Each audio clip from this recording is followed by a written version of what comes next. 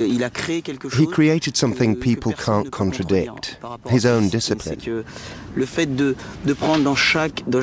idea was to pick what's best from every martial art, create a brand new one, which is free. The freerunners have proved to Lys and France what they and their discipline are capable of. Our challenge to them is to bring freerunning to the rooftops of some of London's most famous landmarks. The architecture of London will provide them with a stage, and it will be used for a performance unlike anything that's ever been seen before.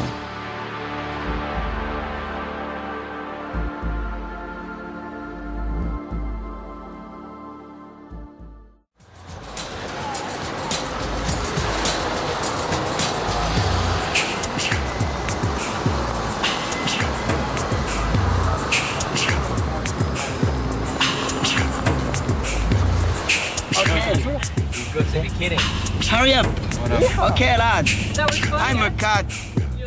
I'm a Black Panther. No. Pink Panther. Pink pig. Un panthère rose. Pink pig.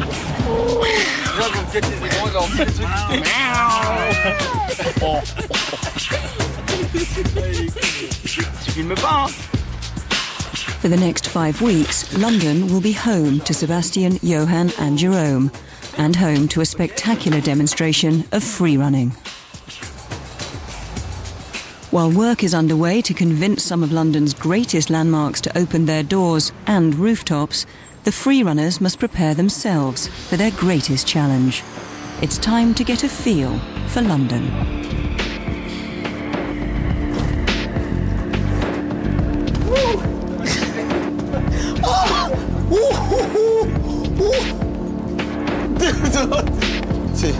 Yeah.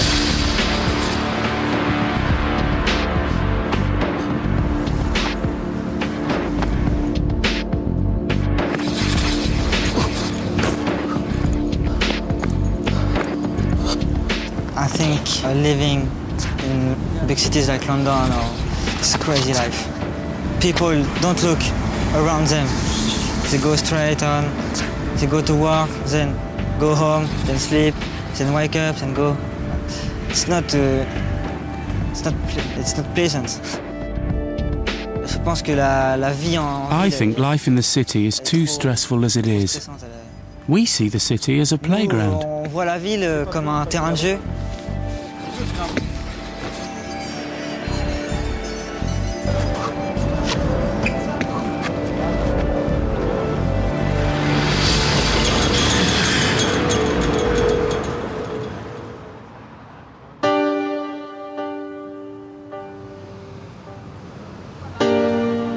It's going to be a tall order to persuade some of Britain's most famous institutions to agree to have the freerunners performing, often at roof level. One place that's attracted the freerunners' attention is one of the grandest buildings on the Thames. Until 3 years ago, Somerset House was government offices and closed to the public. Their reaction to our interest in their roof was not unusual. We thought you were mad and crazy and nuts, but we were really, really intrigued and incredibly interested.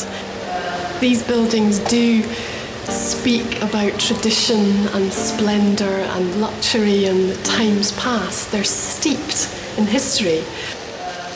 But will they let the freerunners perform on the roof? It's a question being asked of grand buildings all over London. We'd love to be able to make it happen, but there's lots of things we'll have to consider first before we can say yes. We're a world-famous building, and if something were to go wrong in the filming of this, then it wouldn't be good for you or for us.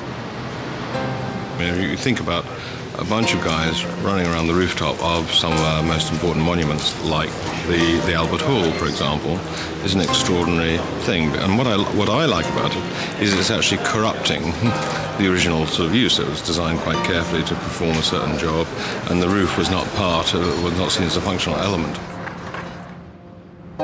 For London's South Bank Centre, another location high on the freerunners' wish list, this isn't the first time a new urban sport has corrupted the use of its space. I think what's interesting about National Theatre is the way that the spaces outside it are used by skateboarders and all that kind of stuff. is an accidental space, really, isn't it? It's created by the geometry or whatever of the buildings. It leaves a space that people then find a use for that space. And I always imagine architects like that, don't they?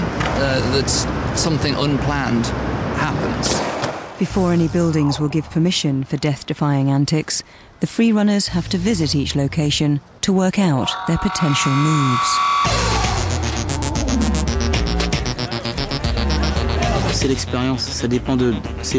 It's all about experience. With practice, the eye comes to analyze. Here is a good location, here is not. Here is a location which is rich in obstacles. Okay. You run here, and you jump here. The more things there are to jump over, the more fantastic it is for free running.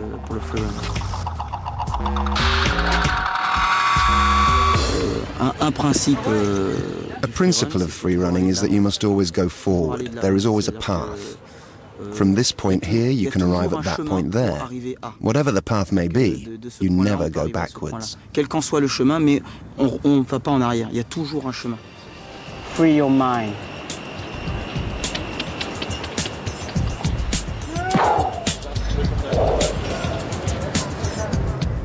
Not all of London's landmarks are buildings. One of the biggest playgrounds the free runners are exploring is HMS Belfast, a battleship run by the Imperial War Museum. Each location presents different opportunities for specialist moves and a different set of risks.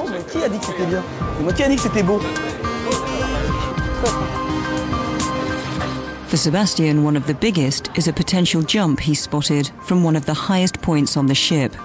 What he's proposing is raising eyebrows on the team and even surprises his fellow free runners.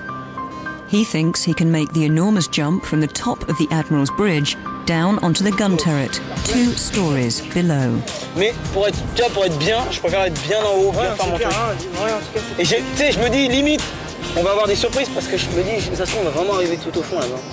Be careful. It's not safe. Every move and jump the free runners want to perform must be carefully looked at by the team's stunt coordinator, Jason White, a veteran of blockbuster movies including Living Daylights, Aliens and Indiana Jones. When you land, you touch and then you roll. Yeah. Okay. My first thought was that, wow, this is really quite high. It was more the height for somebody to jump and land on their feet. I thought, well, for a stuntman, it would be really something. And I really didn't know very much about these boys. So I had sort of doubts. Jason isn't the only member of the safety team whose nerve is being tested. When I first saw them doing one of their jumps for real as opposed to on videotape, my heart was in my throat, I have to say. Because no matter what safety measures you put in place and how much planning goes into it, you still think this is inherently dangerous. It's still a dangerous thing to do. But you realise that the guys that are doing it are extremely competent. Physically, they're built for it. They're very light, they're very strong. They've had years of training and experience. And that gave me a lot more confidence then for the other locations that we've been to, because I realised they actually have much more competence than even a lot of gymnasts, stunt people perhaps in this country that don't specialise in this kind of work. And then, of course, when he then leaps over the rail and jumps on the passing barge, this is not Bond for Living Daylights. No.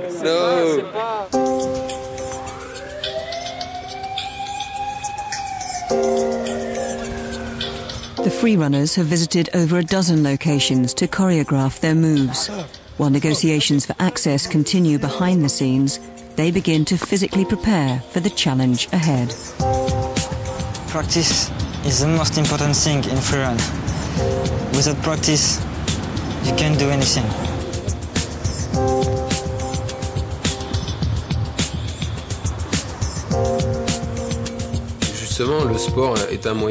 Sport is a way of expressing oneself, a way of escaping, a way out, most importantly for people who come from urban areas.